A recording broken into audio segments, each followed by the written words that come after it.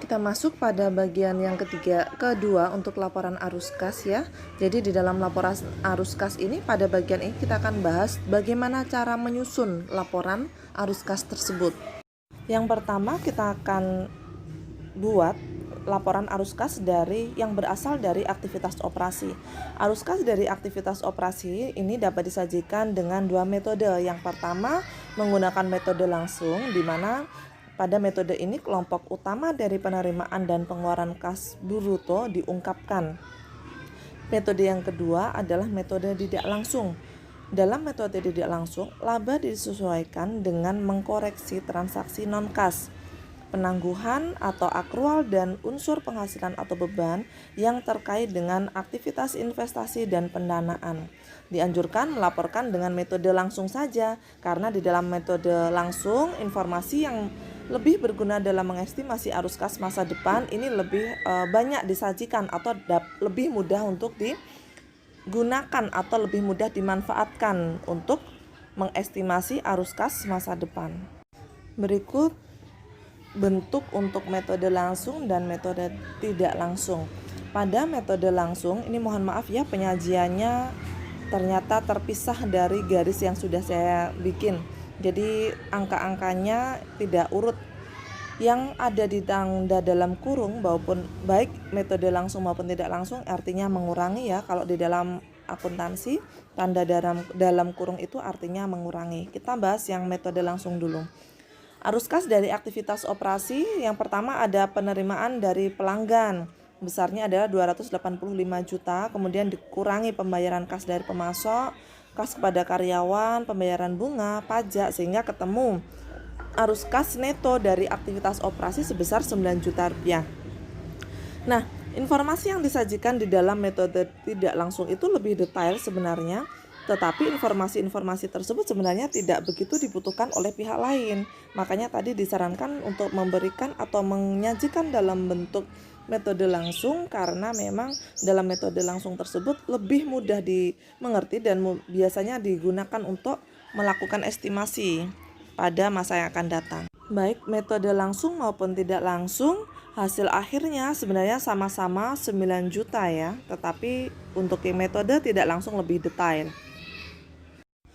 Pada arus kas yang berasal dari aktivitas investasi, di mana aktivitas investasi ini merupakan perolehan dan pelepasan aset jangka panjang serta investasi lain yang tidak termasuk setara kas. Kemudian mencerminkan pengeluaran untuk sumber daya yang dimaksudkan untuk menghasilkan kas di masa yang akan datang. Jadi tujuan investasi itu adalah menghasilkan kas di masa yang akan datang. Contohnya untuk dari aktivitas operasi, laporan arus kas dari aktivitas operasi adalah sebagai berikut. Terdapat perolehan dari penjualan aset tetap, besarnya ada 24.884.000, kemudian dikurangi pembelian aset tetap dan tidak berwujud, dikurangi akuisisi investasi obligasi, kemudian terdapat penerimaan dari pelepasan investasi di entitas asosiasi, berarti itu ditambahkan, sehingga hasil akhirnya adalah sebesar Rp20.756.000. Kemudian berikut contoh ya untuk arus kas dari aktivitas pendanaan, di mana informasi tersebut untuk mengetahui informasi tentang perubahan struktur modal dari entitas usaha. Contohnya di sini ada kenaikan hutang bank tambahannya sebesar 26 juta. Kemudian di perusahaan tersebut atau entitas tersebut melakukan pembayaran dividen sebesar 9 juta. Sekian dikurangin, kemudian ada penerbitan saham biasa, karena kita menerbitkan saham secara otomatis kita mendapatkan pendanaan baru tambahan untuk modal kita sebesar 431 juta, kemudian dikurangi lagi perolehan saham treasury sehingga ketemu hasil akhirnya dari aktivitas pendanaan adalah 434.897.700.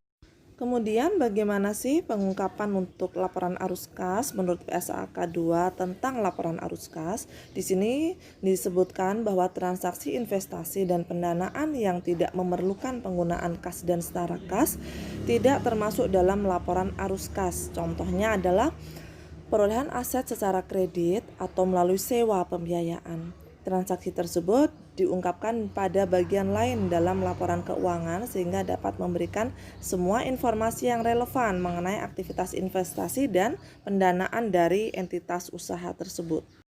Alhamdulillah, cukup sekian dulu materi terkait dengan laporan arus kas yang dapat saya sampaikan. Semoga dapat bermanfaat bagi kita semua, bagi entitas lain juga yang membutuhkan. Dan mohon maaf banyak kesalahan serta kekurangan dari saya. Assalamualaikum warahmatullahi wabarakatuh.